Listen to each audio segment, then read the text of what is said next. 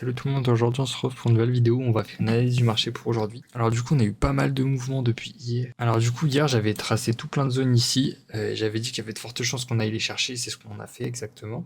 Du coup actuellement on est dans une potentielle zone de rebond avec le choc qu'on a ici. Malheureusement la descente a été assez forte, du coup ça nous a laissé des FVG H4 par exemple, ça nous a fait un truc pas très beau. En général, quand on revient dans une zone OTE, ce qu'on veut, c'est une descente en ABC assez lente pour pouvoir laisser de la liquidité au-dessus et pouvoir repartir plus fort. C'est pas vraiment ce qu'on a fait. En tout cas, on est dans une zone de potentiel rebond avec le choc qu'on a ici. Maintenant, la question qu'il faut se poser, c'est est-ce que c'est une bonne zone pour tenter un long? Déjà, si on regarde, on a eu de nombreux COS baissiers. Et donc la question, c'est quelle zone OTE tracer? Est-ce qu'on trace cette zone OTE là, cette zone OTE là, ou encore celle de tout le mouvement qu'on a ici? Ce qu'il faut savoir, c'est que ça dépend de la time frame. Du coup, là, c'est une time frame plus petite que elle, qui est une time frame plus petite que elle. Donc là, actuellement, on peut voir qu'on s'est fait rejeter dans la zone OTE de ce petit cos. Donc c'est possible d'avoir un choc ici qui retournerait la tendance baissière qu'on a marquée avec ce petit cos et qui du coup permettrait d'aller chercher plus haut. Maintenant, on a d'autres cos bien plus gros qui, eux, ont beaucoup plus de poids que ce petit choc. Donc le truc, c'est que si on monte plus haut, maintenant, on ira chercher la zone OTE de tout le mouvement. Et là, c'est une zone de très forte résistance qui pourrait rejeter le prix.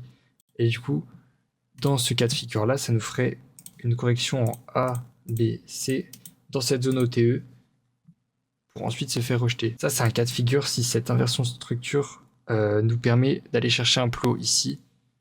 C'est le scénario qui serait possible. Maintenant, si ce choc ne suffit pas, bah ici, on peut voir qu'on a un order block déjà H4 qui pourrait rejeter le prix pour aller chercher un niveau plus bas, ou encore une FVG H4 qui pourrait nous repousser aussi. En tout cas, ce qu'on a ici, c'est un petit choc, donc on est techniquement dans une zone de longue, après une grosse prise de liquidité au sud, mais il ne faut pas oublier que la grosse tendance c'est baissière, donc surveillons cette zone. Ce cos-là peut être inversé avec celui-là par contre. Techniquement, cette zone peut potentiellement tenir. Maintenant, la descente, comme je l'ai dit, a été assez rapide, donc ça reste à voir. Maintenant, si on zoome, on peut voir en plus petit time frame qu'on est cherché pile poil le milieu de l'order block et là qu'on se fait rejeter légèrement. Donc il y a deux possibilités, soit on va chercher un niveau plus bas à nouveau, soit ici on a marqué du coup un petit choc en plus petit time frame dans la zone OTE du choc qu'on a en H4, donc c'est pas trop dégueu. Et donc à ce moment-là, ce qu'il faudrait, c'est qu'ici on tienne et qu'on reparte à la hausse à partir d'ici, tout simplement. Et ici, du coup, si on a un petit choc, ça vaudrait le coup de tenter un truc, parce que du coup, on aurait un choc haussier dans un choc haussier dans un choc haussier, qui ferait que du coup, on pourrait repartir chercher au minimum ce high, ça serait plutôt pas mal. Et du coup, si on voit que si déjà ce choc tenait, on aurait déjà du 8F, ce qui est pas dégueu du tout. Maintenant, comme je l'ai dit, c'est assez subtil parce que comme je vous l'ai dit, regardez la descente qu'on a fait assez rapide, qui a juste cancel cette hausse.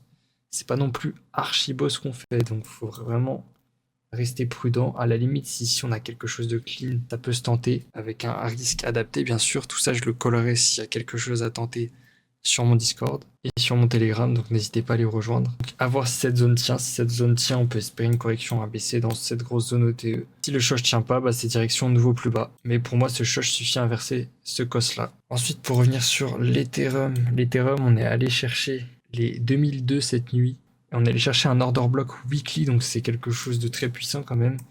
Faut pas oublier qu'on a quand même encore une petite FVG weekly ici qui va jusqu'au 1670 et la fin de la FVG monthly qui descend jusqu'ici et une autre qui est ici. Du coup, on a encore toutes ces zones là de rebond si on va plus bas. En attendant, quand on zoome, ce qu'on peut voir, c'est qu'on a pris toutes les liquidités ici et on a repris la mèche de liquidation, donc c'est assez clean sur Ethereum franchement. Si ici on pouvait avoir une inversion de structure assez clean, ici ça pourrait déjà former un W bottom, ça serait assez clean pour pouvoir repartir d'ici. C'est ce que j'aimerais voir. Après, faut pas oublier que la tendance de fond est baissière, donc on est censé se faire rejeter dans cette zone ici. Donc cette zone reste à surveiller ici. Donc techniquement, on n'est pas censé long en tendance baissière, donc ça reste dangereux de tenter un long ici alors que la tendance de fond est baissière. C'est plutôt ici qu'il faudrait tenter un short normalement. Mais si on veut tenter quelque chose d'un peu risqué pour essayer de choper le bottom, on peut se tenter, mais bien sûr il faut adapter son risque, il faut être prêt à les perdre. Encore une fois, si je tente un truc, je vous le dirai sur mon Telegram ou sur mon Discord. Et on est à peu près sur la même config sur le Solana, donc je vous dirai tout ça. Bref, c'est tout pour cette vidéo, merci de l'avoir suivi, et puis moi je vous laisse là.